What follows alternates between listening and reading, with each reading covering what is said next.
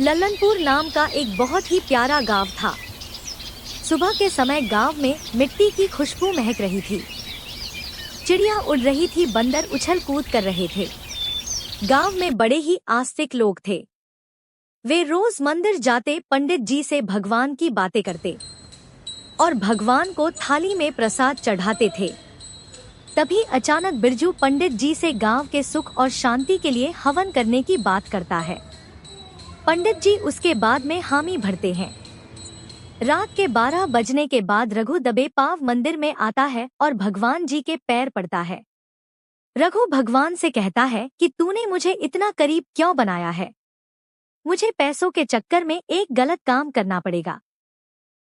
मुझे माफ कर देना भगवान, लेकिन मुझे यह गलत काम करना पड़ेगा। ऐसी बातें रघु भगवान से थोड़ी देर तक करता है। रघु अचानक से भगवान जी की मूर्ति सर पर उठाकर दबे पांव मंदिर से धीरे धीरे मंदिर के बाहर ले जाने की कोशिश करता है।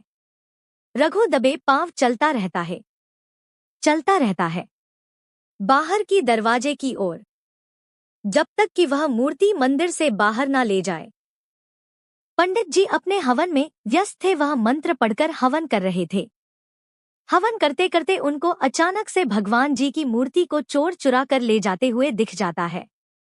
पंडित जी चिल्लाकर चोर को रोकने की कोशिश करते हैं। चोर के ना रुकने पर वह गांव वालों को चिल्लाकर जगाने की कोशिश करते हैं। उठो गांव वालों, कोई मंदिर से मूर्ति चुराकर ले जा रहा है। तभी पंडित के चिल्लाने पर सारे गांव वाले घर से निकलकर मंदिर की ओर भागने लगते हैं। जोरों जोरों से भागने और चिल्लाने की आवाज होती है।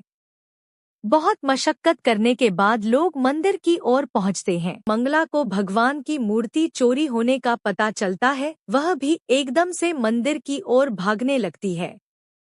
भागते भागते मंगला अचानक से जमीन पर गिर पड़ती है। मंगला को गिरता देख झनकलाल उसके ऊपर पानी छिड़ककर मंगला को उठाने की कोशिश करता है और झनकलाल के साथ साथ प्रभावती भी मंगला के हाथ पैर रगड़ने लगती हैं। तभी अचानक से मंगला फिर खड़ी होकर मंदिर की ओर दौड़ने लगती है।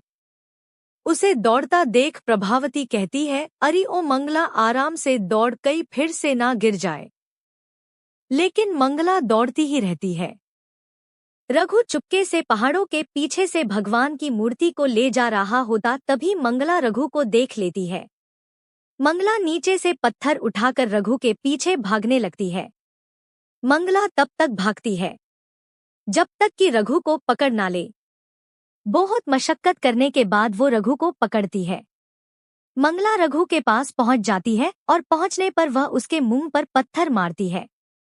जैसे ही पत्थर मारती है, रघु नीचे गिर जाता है और वो मंगला से माफी मांगने लगता है। और मैंने ये चोरी मजबूरी में की है, यह सब मंगला को बताता है।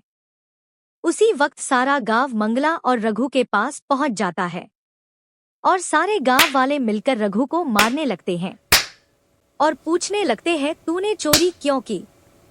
तभी रघु उसकी गलती मानकर उन सब गांव वालों से माफी मांगता है और वहां से चला जाता है। अगली सुबह पंडित जी, मंगला और सारे गांव वाले मिलकर खुशी खुशी भगवान की मूर्ति की मंदिर में स्थापना करते हैं और आरती करने लगते हैं। सारे गांव वाले आरती करते करते आस्था में डूब जाते हैं। इसके बाद गांव में ना कभी चोरी हुई। गांव में खुशहाली छा जाती है और सारे लोग खुश रहने लगते हैं।